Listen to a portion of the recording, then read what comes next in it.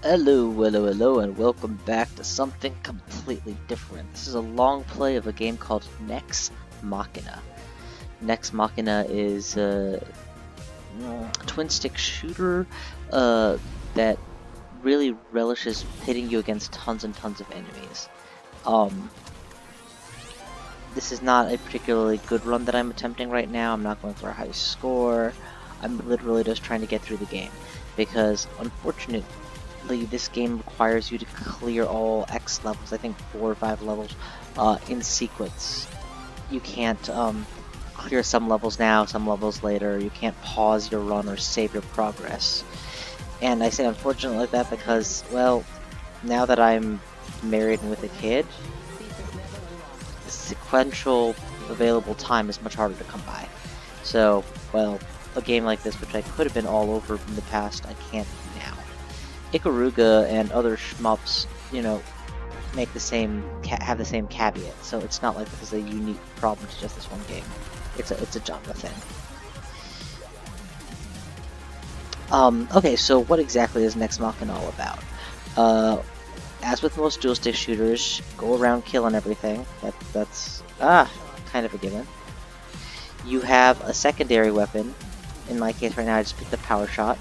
And a primary weapon, which is your pea shooter. And in addition to those two, you also have in addition to those two, you also have up to 5 simultaneous upgrades. One of them, dang it, they are as follows. They are as follows.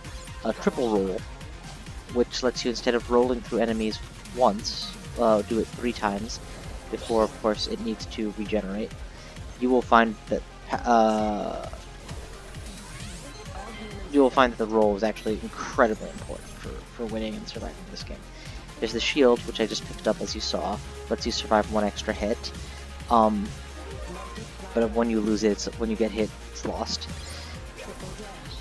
There's a dash attack, which honestly I don't think is that useful. There's a dash attack, which basically lets you, whenever you roll, it attacks. Lets out a small mini explosion. Not super useful, but then again, doesn't hurt to have, and certainly when rolling into popcorn, it can make the difference between life and death sometimes, I guess. I don't put enough stock in the attack of in the dash attack's damage capability to think it's going to keep me alive or kill something.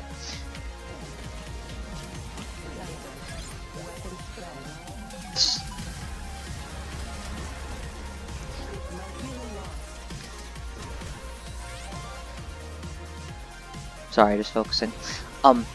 Yeah. No, I just picked up the laser. Better than power shot. So one thing I really like about this game is the way they treat getting hit. They do give you 5 lives, or 5 hits per life. You don't have to use up a life. I guess you would call them lives and not hits, huh? In any event, before you continue, you have 5 chances. You have 5 chances, as are represented by the helmets at the top left of the screen. If you get hit, however, you do not get to keep going and then, have a brief period of invincibility or whatnot. Rather, if you get hit, instantly the entire game is reset, the room is reset. In this manner, you can never benefit by being hit. You pretty much always need to be cleared. Every level has to be cleared correctly. It's not sufficient to just find a way to power through everything.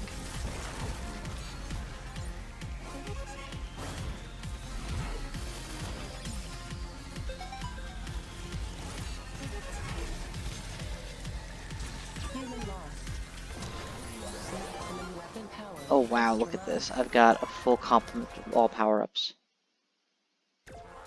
Full complement of all power-ups going right now, going into the last couple levels of this thing. Every time you get hit or take damage, you die, obviously. But in addition to that, you lose one of your power-ups. Now, you can potentially pick up the most recently lost power-up, but if you died once, you probably it's quite possible that you're gonna die again, and in this fashion, A, permanently lose a power-up, but B,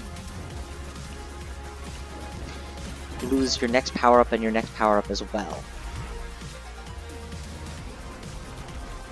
Until you find yourself just hanging out with your base attack. So, you know, pretty useful to not die as possible. Generally, not dying is recommended in games of this kind.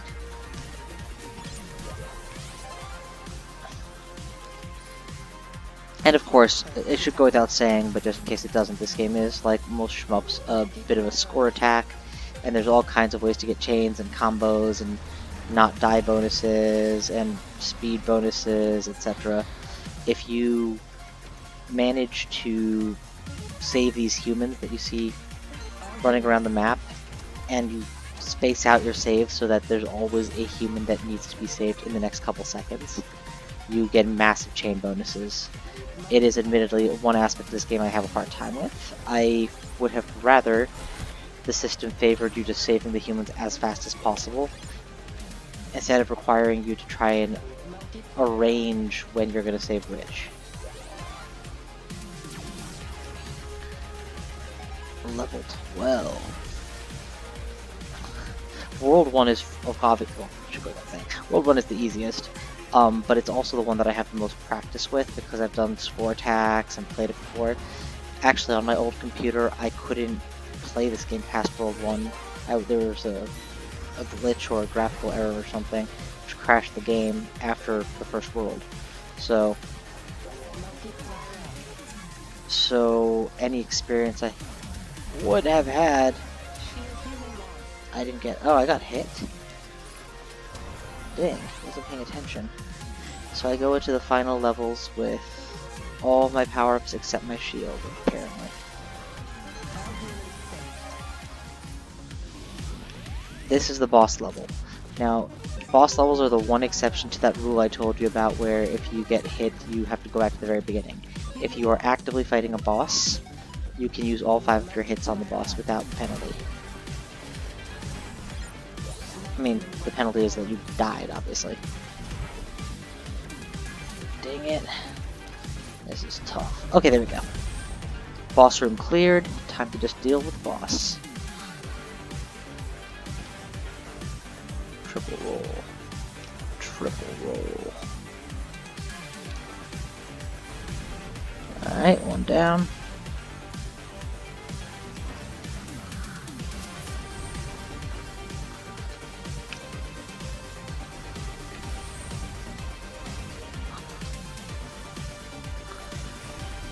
Okay, next phase.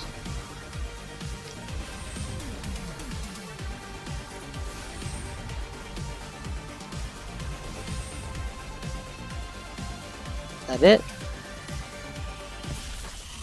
That's that. World complete. And here's where they show you all the bonus levels you missed, all the secrets you didn't find, etc. But like I said, this is not a score attack run, this is a trying to clear the game run before I have to go for family, baby, etc. Ooh, I found all the disruptors and all the visitors, that's neat. That's actually not a bad score for me. Thank God that was on camera. Alright, well thank you for watching World 1, and let the run continue.